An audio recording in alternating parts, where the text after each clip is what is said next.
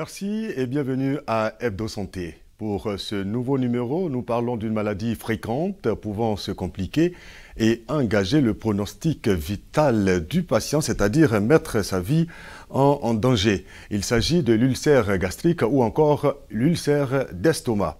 Alors, quelles en sont les causes? Est-il possible de traiter, voire guérir l'ulcère gastrique? Et quelles peuvent être les éventuelles complications? Nous ne tarderons pas à le savoir grâce à vous, docteur Arthur Kanganga.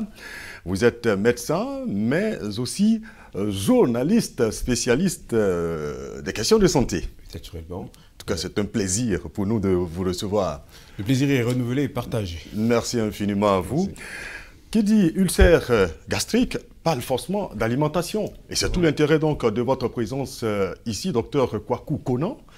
Vous êtes diététicien AODCI, c'est cela? C'est ça. Et vous intervenez au cabinet diététique Sainte-Marie. C'est ça. En tout cas, merci d'avoir accepté notre invitation. Merci à vous.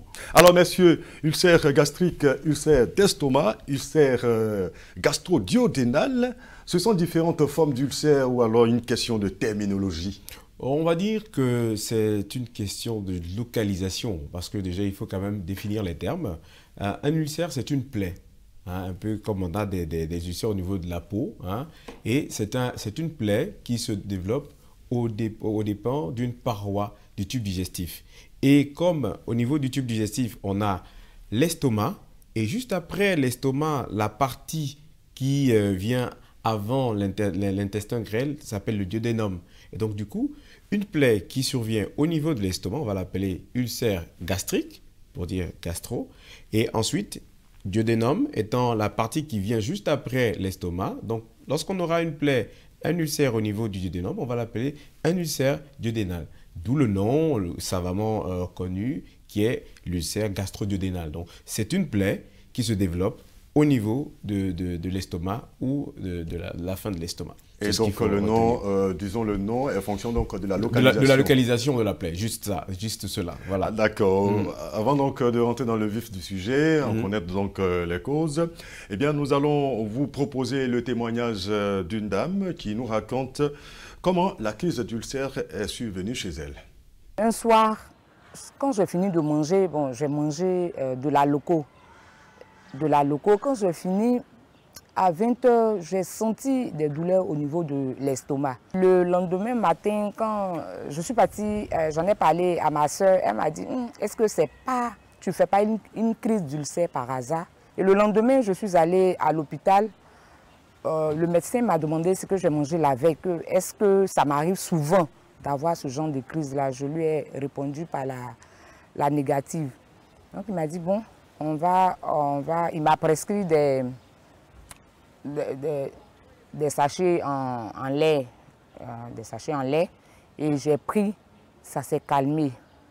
Mais bon, quelques jours après, c'est revenu avec le stress des examens, parce que c'est là que j'ai constaté que quand j'étais un peu stressée, je sens cette douleur-là au niveau de l'estomac. Et puis, quand tu ne manges pas bien les matins, c'est-à-dire que tu ne déjeunes pas, tu es serré et puis tu restes le ventre creux jusqu'à un certain moment, les crises surviennent.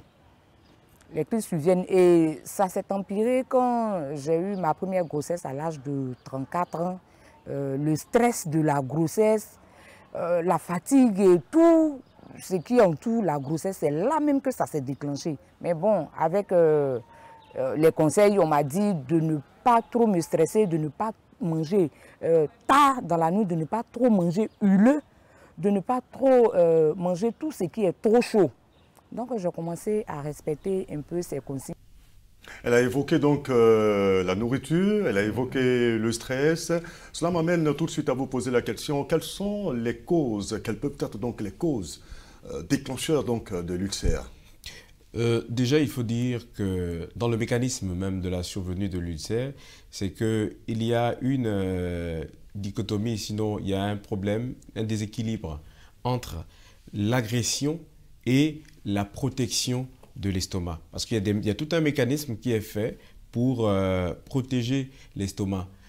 Ici, en fait, c'est l'agression de l'acide qui est sécrété par l'estomac et qui va agresser l'estomac lui-même. En fait, ici, c'est l'histoire du serpent qui se mord la queue. Parce que dans la description même de l'action de l'estomac, l'estomac assure en fait la mastication de ce qu'on a mangé. Parce que quand on mange, on ne prend pas le temps de bien broyer ce qu'on a mangé. Et donc, l'estomac va assurer cette mastication-là en sécrétant de l'acide.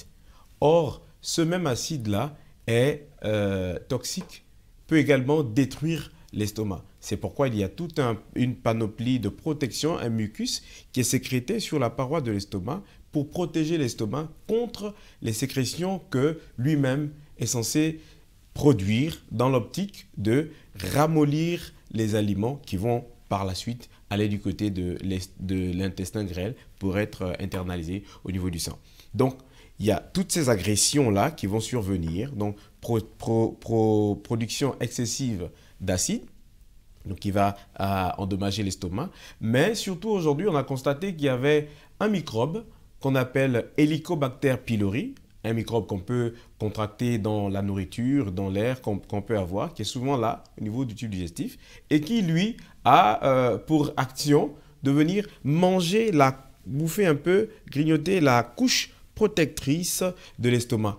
Et donc, ce qui va faire en sorte que l'estomac sera exposé et l'acide qu'il sécrète venant dessus, il va alors entraîner plus tard, d'abord ce sera des petites stries, des petites stries qui vont se faire, des petites égratignures sur la paroi. Et ces égratignures-là vont, au fur et à mesure, se développer, devenir grandes un peu plus. Et puis, ça va devenir un ulcère, une plaie ulcéreuse. Et cette plaie ulcéreuse-là peut malheureusement évoluer très loin. Parce que en faisant cette érosion de la paroi, on peut tomber sur un vaisseau. Et ce qui va entraîner plus tard, pourquoi pas, une hémorragie par saignement d'un vaisseau. Et le long des choses, on peut arriver jusqu'à une perforation de l'estomac.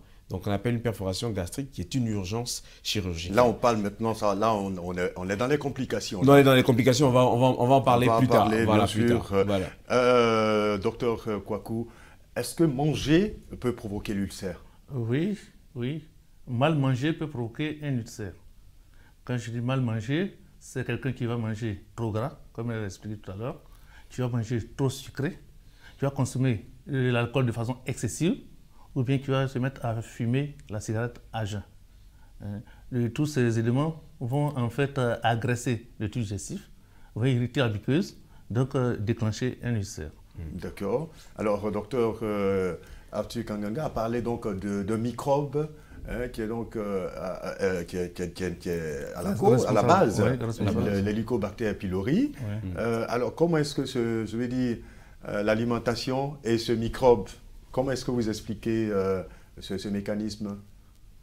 Pour la prévention, nous avons des aliments qui sont dits bactéricides, qui vont nous aider en fait à détruire cette bactérie.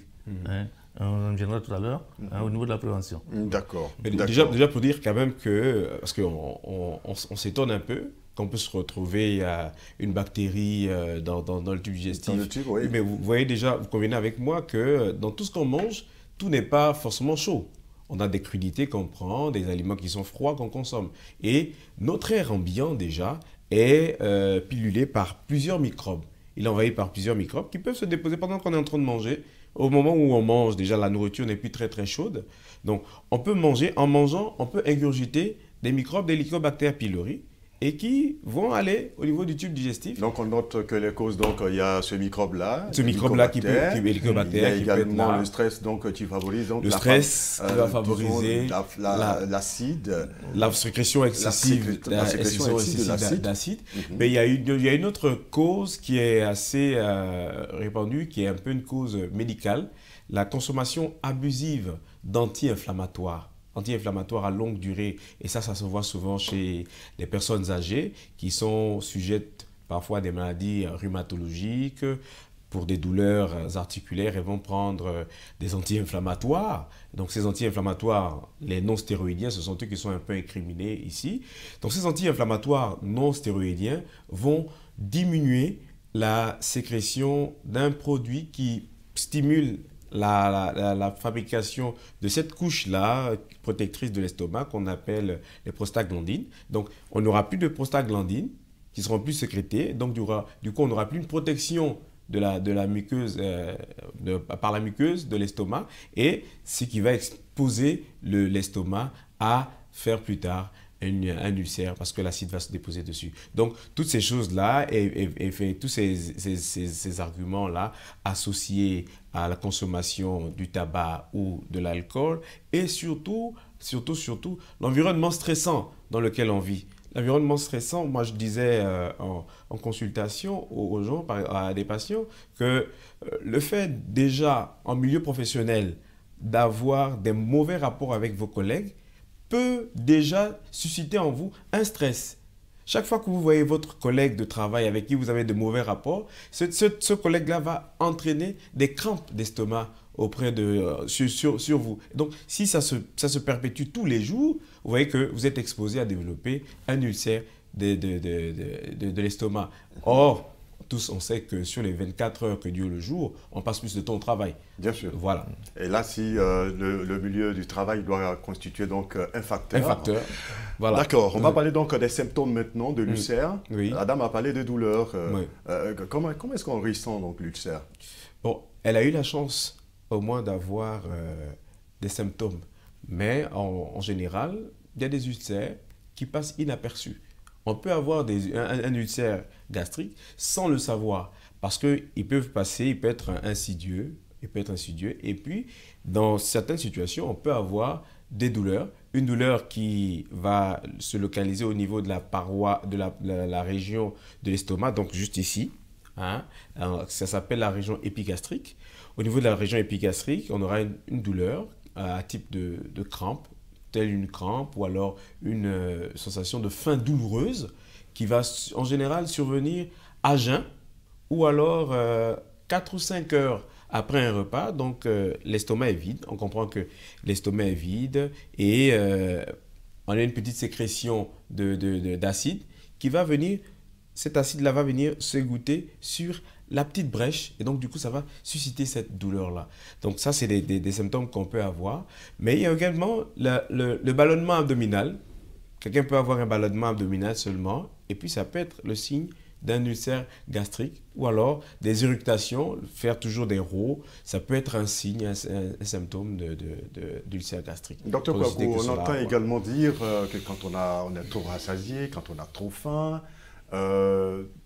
qu'est-ce que vous qui êtes diététicien, qu'est-ce que vous dites? Oui, c'est que, comme il l'a dit tout à l'heure, lorsque la personne a jeûn pendant longtemps, la sécrétion acide qui continue, donc cela peut en fait agresser la muqueuse. Donc ça peut provoquer des douleurs au niveau de l'estomac. C'est vrai. Alors, dans les symptômes, on n'a pas des vomissements, on n'a pas, non?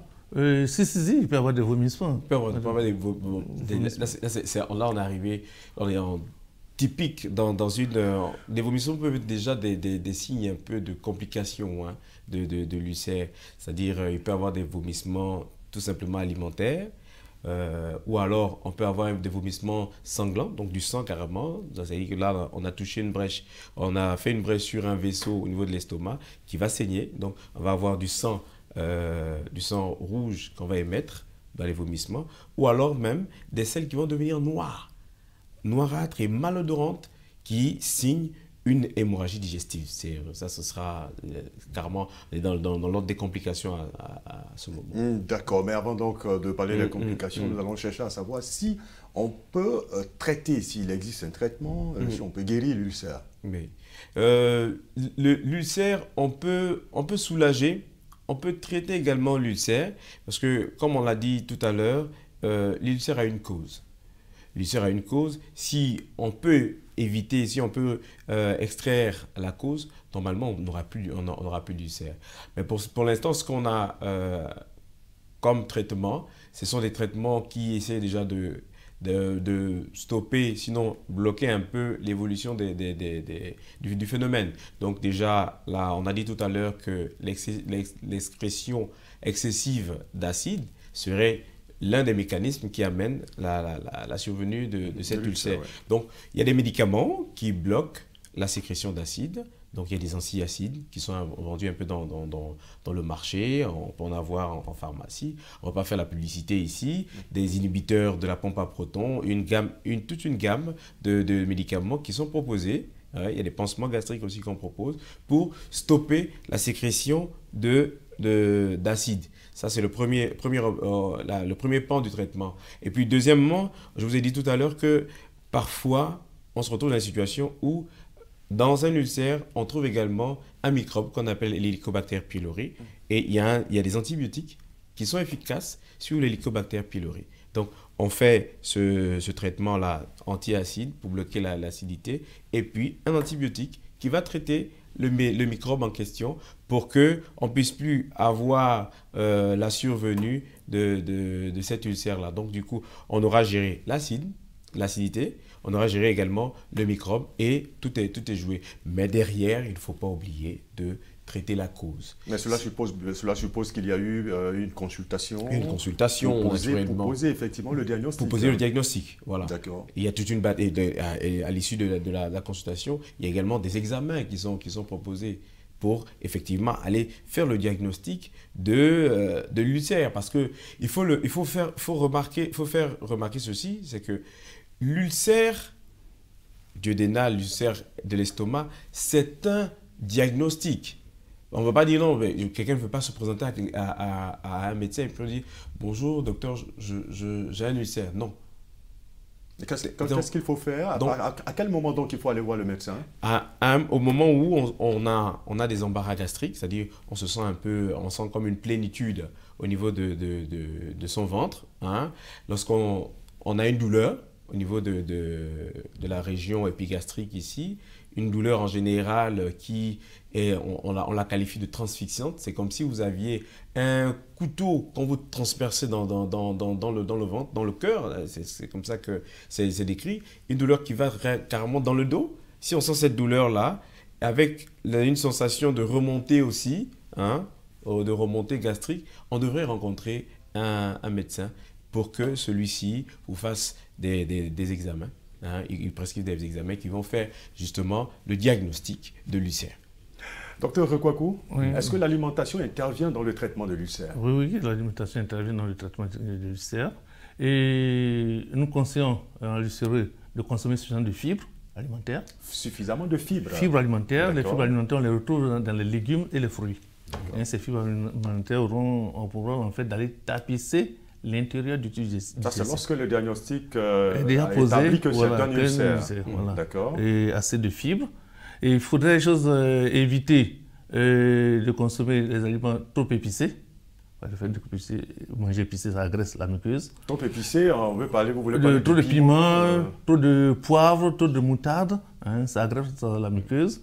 Et éviter les fritures, les préparations grasses, les sauces graines, sauces arachides, les fritures, et je vais parler d'aloko tout à l'heure.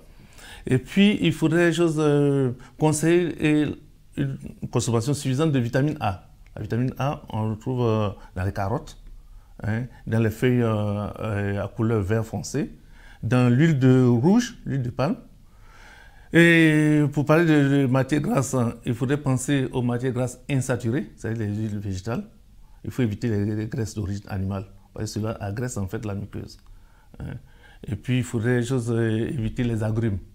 Hein, les oranges, les citrons, hein, qui viennent agresser en fait la muqueuse. Il faudrait éviter aussi le vinaigre, hein, qui agresse aussi la muqueuse.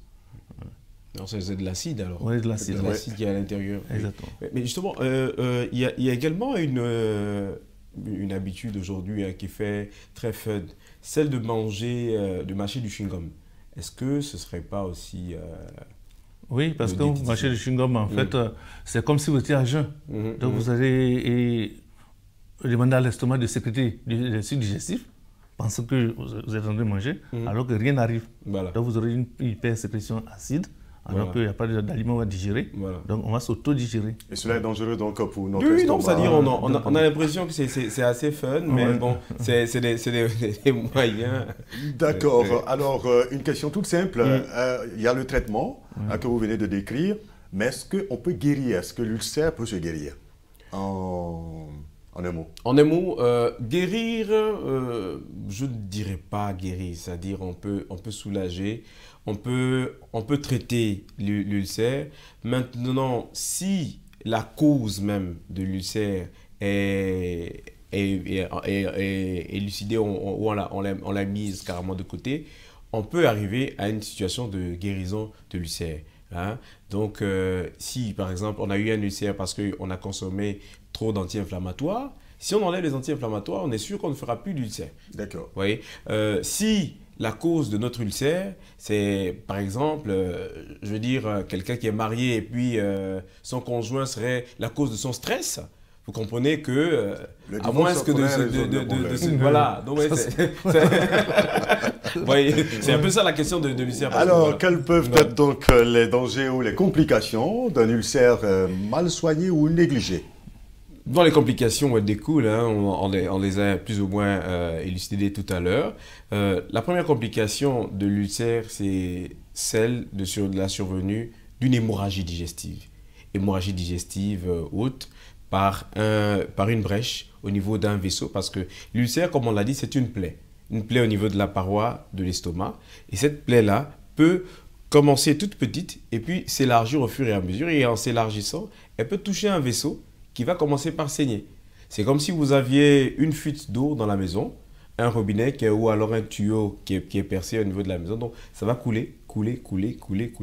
Or, un être humain est censé avoir 5 litres de sang dans le corps. Si, au fur et à mesure, on ne fait que perdre du sang, on peut se retrouver dans une anémie sévère qui peut tuer le malade. Donc ça, c'est la première complication qui est la complication d'hémorragie. Et puis, plus tard, ce qui va se passer, c'est qu'on a en présence d'un ulcère et l'organisme, parce que l'ulcère, c'est une perte de substance. C'est une plaie, donc il y a une perte de substance de la paroi qui se fait. Et l'organisme aura tendance à vouloir compenser ce qui a été perdu.